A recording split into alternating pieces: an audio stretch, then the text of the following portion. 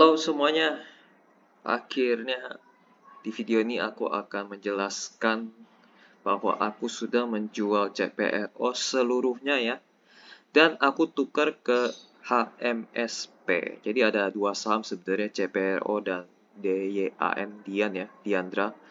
Jadi aku jual karena masa waktu untuk hold mereka itu aku sudah habis. Jadi aku selalu menetapkan batas waktu menahan sebuah saham.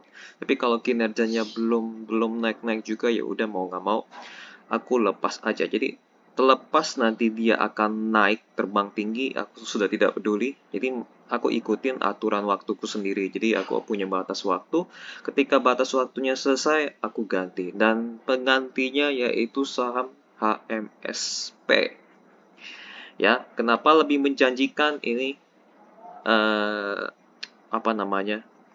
Kriteria singkat yang aku suka yaitu dividen yield-nya lumayan tinggi ya. Di kisaran 6,4% di harga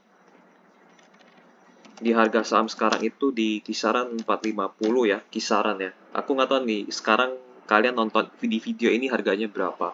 Di harga 850 ini dividen yield mereka 6,4% dan itu cukup tinggi, lebih tinggi daripada deposito di bank. Jadi kalau misalnya aku nyangkut bertahun-tahun di HMSP, per tahunnya aku akan mendapatkan dividen kisaran bunganya 6,4%. Ini oke banget dari segi dividen yield. Kalau dari segi PVB ini kalau kita bandingkan dengan periode tahun-tahun sebelumnya ini murah ya, karena 3,31 kali. PE ratio juga 12 kali, itu cukup murah. Nggak murah-murah banget, tapi cukup murah. Oke, dari sisi keuntungan perusahaan ya, jadi ROE ini singkatan dari Return on Equity, laba di atas modal ekuitas itu di 27%. Jadi ini lumayan menguntungkan ya. Pokoknya semua yang ROE-nya itu di atas 20% itu aku anggap perusahaannya sangat menguntungkan. Jadi ini kriteria ini yang membuat aku menjadi menarik. Tapi yang paling menarik itu di bagian dividen yield-nya. Per tahun itu dapat 6,4% di harga 850. Ini aku sudah beli dengan harga rata-rata sekitar 850. Oke, dan laporan keuangannya pun di tahun 2023 cukup menarik ya. Ini yang terbaru, tahun 2023. Kita lihat di aset lancar, perbandingan aset lancar dengan utang jangka pendek mereka ya.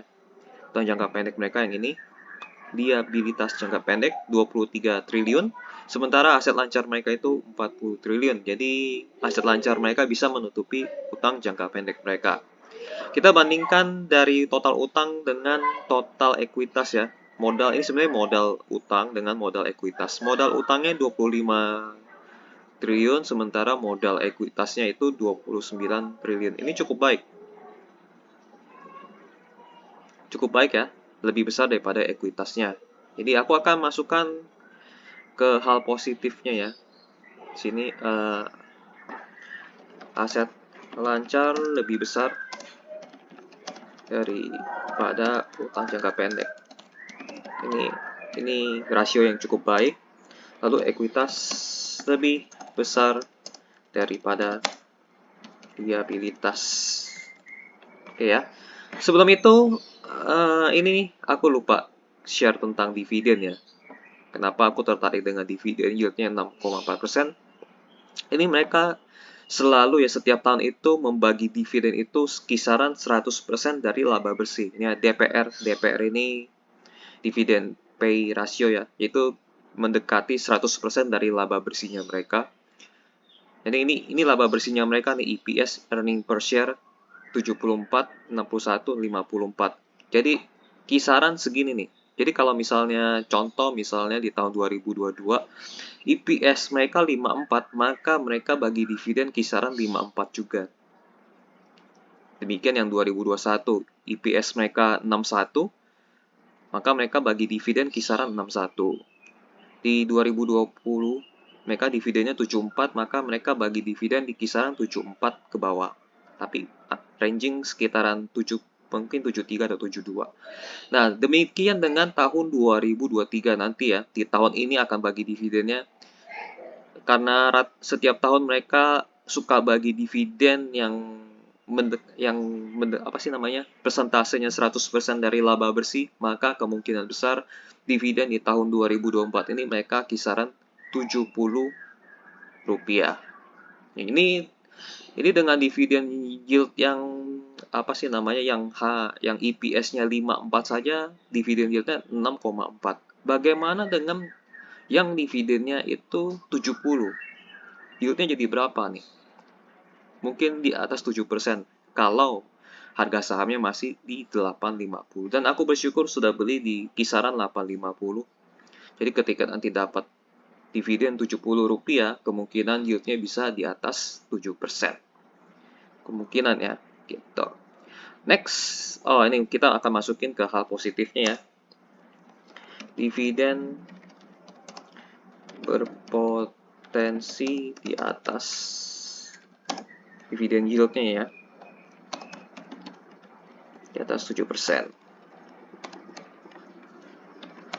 Jika beli saham HMSP di harga kisaran 8,50. Kalau sudah naik pasti yieldnya ini turun. Jadi ini yieldnya ini tergantung harga beli kita.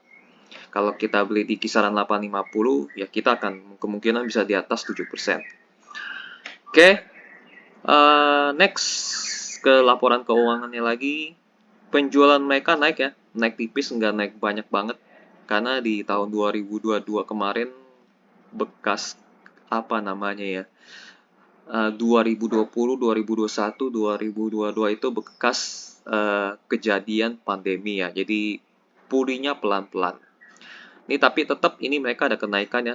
Di 2022 menjadi 2003 itu naiknya hanya sekitar 4 triliun. Naik tipis lah ya. Dari 111 triliun menjadi 115 triliun. Tapi itu cukup baik juga. Ada pemulihan omset ya. Ada pemulihan pertumbuhan ya. Pertumbuhan omset. Oke. Beban pokok pasti naiknya tipis, nggak terlalu banyak. Kita langsung ke ujungnya, laba tahun berjalan. Mereka meningkat dari 6,3 triliun menjadi 8 triliun. Ini kinerja yang benar-benar sudah pulih ya. Ada peningkatan laba bersih. Ini artinya tandanya mereka sudah pulih. Dan mereka tinggal dorong kinerja mereka menjadi lebih baik. Oke, dari sisi arus kas pastinya selalu positif ya. Bagus artinya. Arus kas selalu positif setiap tahun. Selalu positif ya. Oke. Nah, laporan keuangan sudah oke lah ya. Jadi kita lihat kesimpulan laporan keuangannya itu cukup baik ya. Tidak ada yang hal yang negatif dari laporan keuangan terbaru mereka.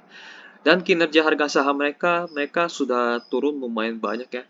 Dari 5 tahun terakhir, ini 5 tahun terakhir, di harga mereka yang 5 tahun terakhir itu di kisaran 3.500-an, turun sampai sekarang 850. Jadi ibaratnya harga saham sudah terdiskon sangat banyak. Oke ya. Jadi ada valuasi juga ya. Valuasi juga tidak mahal ya.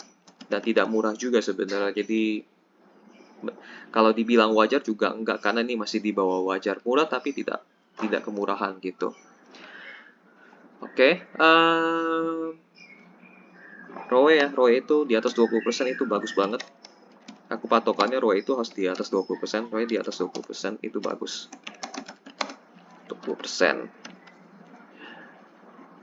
Next adalah